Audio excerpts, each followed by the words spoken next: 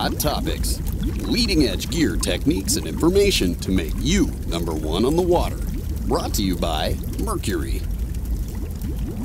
Getting ready for a tournament here, one of our AIM tournaments, walleye tournaments, and Mercury was nice enough to come down and do some prop testing, so I'm here with Mark from Hydrodynamic Lab Testing or something like that. But anyway, he's the prop guy.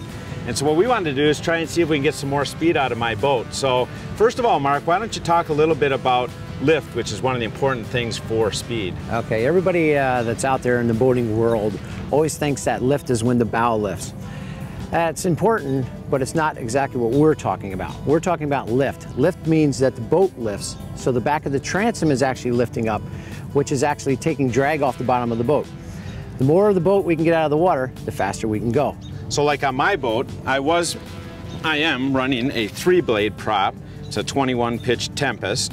Now we tried out a different prop. Why would this 4-blade Revolution, why would that possibly make a better difference? Okay, we tried the 4-blade Revolution because we have a bigger diameter and there's 4 blades. More stuff to swing. More stuff to swing through the water.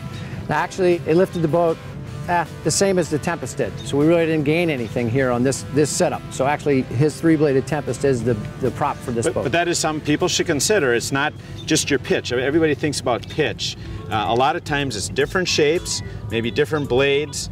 Maybe we'll pull your boat up out of the water and give you that more performance that you want. So when you're thinking about performance, don't just think about RPMs and your pitch.